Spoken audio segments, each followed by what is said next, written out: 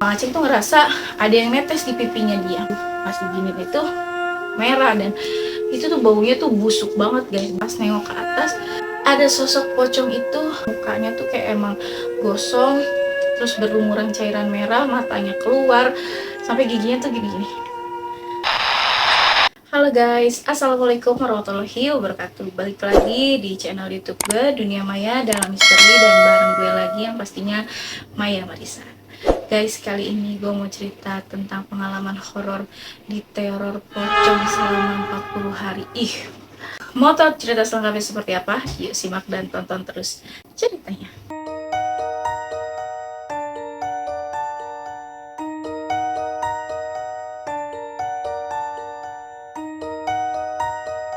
Jadi Mbak Siti ini rumahnya nggak begitu jauh dari jalan raya. Katanya memang jalan raya yang di dekat rumah Mbak Siti ini punya pengalaman mistis atau punya kisah horor yang dimana setiap tahunnya ini tuh pasti aja tuh kayak minta tumbal cairan merah, yang dimana pasti ada aja kecelakaan ataupun yang namanya musibah lah di jalanan itu. Konon katanya warga sekitar di dekat daerah rumah Mbak Siti itu percaya kalau jalanan itu tuh dihuni oleh sosok genderuwo sama kuntilanak merah guys. Serem banget ya guys. Emang kadang suka ada tuh jalan raya yang emang kayak gitu. Kadang kita udah hati-hati, udah baca-baca gitu kan, tapi balik lagi yang namanya musibah kita nggak tahu, wallahu alam ya guys. Mbak Siti tuh bener-bener diteror oleh sosok dari si korban kecelakaan yang emang kecelakaannya tuh di jalan raya dekat rumah Mbak Siti guys. Pada suatu malam itu tepatnya jam 2 pagi, memang terdengar riuh pada saat itu. Orang tuh kayak teriak-teriak, terus kayak tetangga yang Mbak Siti tuh yang sebagian belum tidur pada lari-lari gitu ke jalan raya dah. Dan Mbak Siti ini beserta keluarganya bingung, ada apa sih gitu. Nah pas ditanya katanya ada korban kecelakaan, yang mana pada saat itu si korban kecelakaannya ini itu seorang tukang sayur. Nenek-nenek, nggak begitu tua sih tapi ya cukup lumayan tua, jadi dipanggilnya tuh nenek-nenek. Dan si korbannya ini, bagian kelapa dari nenek-nenek ini guys terlindas truk guys. Jadi kayak lo bisa ngebayangin ya, kelapa kelindas truk tuh kan kayak bunyinya pasti kan ya gimana gitu kan.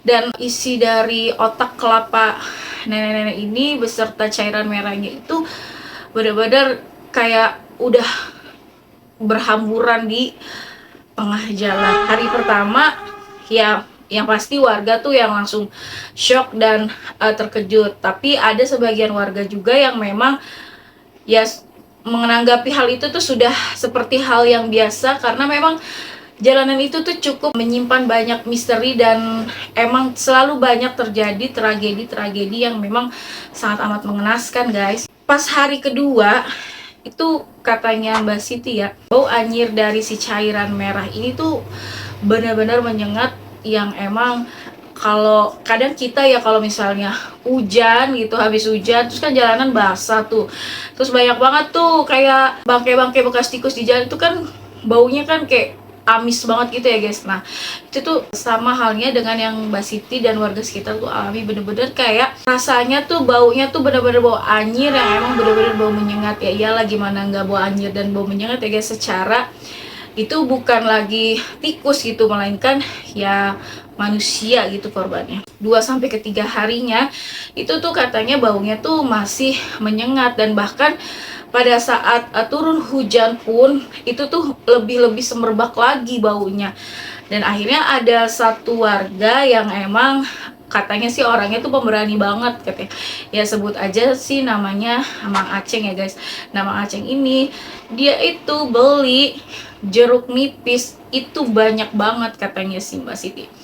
Itu dia beli jeruk nipis itu sampai sekantong kresek guys, yang dimana jeruk nipis ini bukan untuk dikonsumsi, tapi jeruk nipis ini melainkan untuk diambil airnya dan disiramkan ke tempat dimana tragedi 3 hari yang lalu itu terjadi, guys. Mang Aceng ini itu tuh benar-benar dia tuh niat banget beli 1 kantong plastik jeruk nipis cuman untuk nyiramin jalanannya. Sebenarnya si Mang Aceng ini pengennya tuh jalanannya itu nggak berbau lagi gitu, nggak kayak bau amis atau bau anjir lagi, karena memang sangat amat mengganggu katanya. Dan ya benar aja tuh, guys. Jadi tuh jeruk nipis itu dikumpulin, airnya sampai disiram terus dibersihin lagi sama si Mang Aceng. Jadi kayak Mang Aceng itu benar-benar kayak orang itu berani banget gitu. Setelah itu kan pas ke 3 hari ya, guys. Nah, ke 4 hari tuh nggak ada kejadian apa-apa, tapi pas hari ke-7 nih ya, guys, ada satu tetangganya Mbak Siti. Dia bilang gini, kan keadaannya gerimis-gerimis gitu ya, guys. Dia bilang gini, rasanya tuh kayak merinding gitu. Rasanya tuh kayak lagi diliatin, kayak ada yang ngeliatin gitu. Tapi entah siapa gitu. Itu tuh kejadiannya tuh pada saat jam 9 malam. Nah, pada saat dia suami istri ini lagi ngobrol, tiba-tiba tuh kayak cium aroma yang emang sangat amat busuk, guys, disertai dengan bau anjir yang emang sangat menyengat. Dan pada saat itu si istri tuh bicara sama suaminya kayak, apa ada bangkai tikus ya, atau ada apa ya gitu, kok ini baunya deket banget gitu. Nah, terus si suaminya tuh kayak mencari, coba dicarilah. Nah, itu kejadiannya tuh posisinya tuh ada di ruang tamu ya, guys, di teras. Pas lagi dicari-cari kayak gitu, guys, nah si si istrinya ini itu pas nengok ke pintu, itu dia melihat setengah mata, setengah badan, dia melihat sosok muka berwarna hitam, ada cairan merahnya, matanya tuh melotot, tapi dia itu berbentuk seperti pocongan, guys. Yang dimana si istri ini langsung teriak, langsung histeris banget, guys. Dan suaminya juga kan langsung kayak kebingungan, oh kenapa ini gitu kan, sambil ditanya gitu, kenapa mah. Terus istrinya tuh cuma nunjuk doang gitu ke arah pintu, tapi pas ditengok sama si suaminya, yang nggak ada apa-apa. Sampai dibuka pun pintunya tuh ya nggak ada apa-apa gitu, guys. Esokan harinya si istrinya ini cerita nih sama beberapa tetangganya, dan sampailah ke kupingnya si Mbak Siti ini. Dan katanya tuh bukan 1-2 orang yang diteror pada saat itu, ada beberapa warga yang memang diteror sosok dari si pocong yang bekas korban tragedi kecelakaan tersebut, guys. Yang dimana ada juga tetangganya Mbak Siti ini cerita, jadi kan di dapurnya itu dia kan ada pakai, kalian tau gak sih, kayak genteng yang transparan gitu. Mungkin dia kayak lebih mengutamakan rumahnya tuh dapat sinar matahari penuh gitu kan. Nah, jadi dia tuh cuman ada beberapa genteng yang emang transparan, 5 atau sampai 6 genteng lah yang transparan warnanya. Nah, itu kejadiannya tuh malam juga, guys, dimana dia ini kan keluarganya udah tidur nih. Nah, terus tiba-tiba tuh dia kayak kebangun pengen pipis. Nah, terus udah gitu, udah dia habis mau pipis itu dia kayak pengen masak Indomie lah, apa segala macam gitu kan, karena dia lapar nih. Pas dia lagi masak Indomie, terdengar suara kayak hentakan gigi gitu, guys, kayak tek tek tek tek gigi gitu, gimana sih, kayak gigi diberaduin gitu loh, tek tek tek tek tek gitu. Nah, ini dicari nih sama orang ini, suara apa ya gitu, dicari ke kanan ke kiri gitu, nggak ada, sampai ditelusurin tuh nggak ada. Nah, tiba-tiba dia tuh kayak kepikiran pengen nengok ke atas gitu, kayak suaranya tuh kayak lagi ada di atas gitu kan.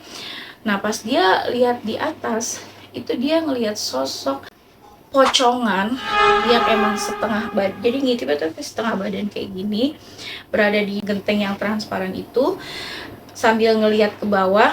Posisi mukanya yang emang gosong bercampur dengan cairan merah, matanya yang satu keluar, yang satunya melotot sampai giginya tuh gini, sampai giginya tuh begitu.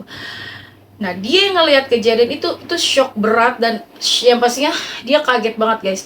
Dan dia katanya udah langsung gak sadarkan diri, alias dia tuh pingsan, guys.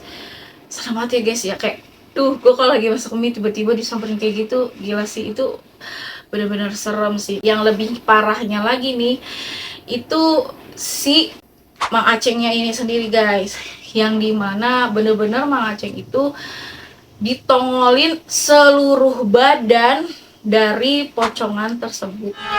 Jadi katanya nih si Mang Aceh ini lagi tidur. Pas tidur tuh sama istrinya. Nah Mang Aceh ini kan kayak meluk istrinya gitu kan dari samping. Nah terus Mang Aceh tuh dengar suara kayak kertek kertek kertek gitu. Cuman nggak dipikirin, nggak digubris nih sama si Mang Aceh ini. Sampai Mang Aceh tuh ngerasa ada yang netes di pipinya dia. Nah Mang Aceh pikir kan kayak apalah gitu. Pas diginiin itu merah, dan itu tuh baunya tuh busuk banget guys, bener-bener tuh bau definisi yang emang udah busuk banget.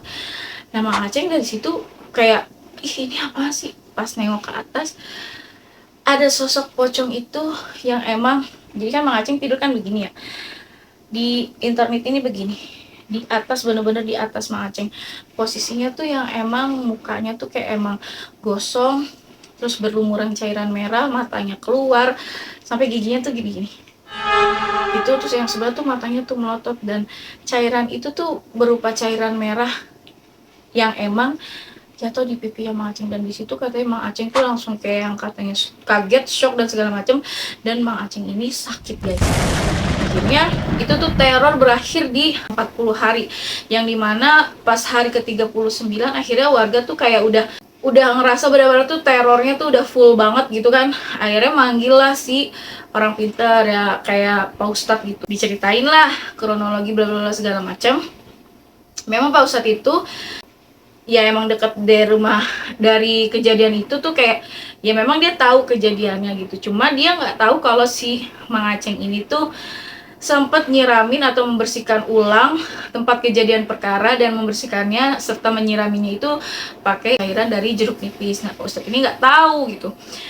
Nah ternyata pas ditelusuri ya memang benar guys, jadi katanya tuh kayak korinnya, mungkin ya korinnya itu kayak nggak terima gitu, kayak dia ngerasa tuh itu tuh sakit, itu tuh perih dan lain sebagai macamnya gitu. Jadi pada saat itu ya diulangi lagi lah membersihkannya, padahal itu cuma sisa bekas-bekasnya aja ya guys, tapi diulangi lagi, dibersihkan lagi, emang bener sebersih-bersihnya, sampai katanya sih melakukan tabur bunga juga di tempat kejadian perkara. Dan alhamdulillahnya setelah itu tidak ada lagi yang namanya teror pocong dari si nenek-nenek penjual sayur tersebut guys. Jadi emang korinnya ini yang kayak ngomong ke Pak Ustadz ini, kayak dia tuh bercerita bla bla bla segala macem gitu. Ya udah setelah dibersihkan dan setelah kayak disempurnakan lah, ya sudah tidak ada lagi yang namanya teror. Dan ternyata nih guys ya, itu tuh kayak segini tuh memang ada di pinggir jalan tuh udah kering gitu. Jadi kayak entah jari tangan atau telunjuk itu udah kering gitu. Dan akhirnya diambil sama Pak Ustadz, dipakaikan ke kain kafan, dan akhirnya dikubur lagi. Dan setelah itu tidak ada lagi yang namanya teror-teror seram menakutkan lainnya. Ih Masya Allah. Jadi ya guys, buat kalian nih, jangan sekali-kali kalau ada kecelakaan apa-apa tuh ada inisiatif buat kayak ngucurin jeruk nipis ya. Gua nggak tahu balik lagi ini mitos atau enggak, tapi kejadiannya memang benar-benar dialami oleh Mbak Siti dan warga sekitar. Ih semangat. Semoga almarhum arwah dari nenek-nenek tersebut diterima di sisi Allah Subhanahu wa taala ya guys. Oke guys, sampai sini dulu cerita gua kali ini. Dan buat kalian nih yang punya cerita pengalaman horor, boleh banget DM ke Instagramnya Maya Marissa _ itu aja udah, atau boleh kirim WhatsApp kalian ke nomor WhatsApp yang memang nanti ada di kolom deskripsi. Oke, gue Maya Marissa pamit undur diri, dan assalamualaikum warahmatullahi wabarakatuh. Bye bye.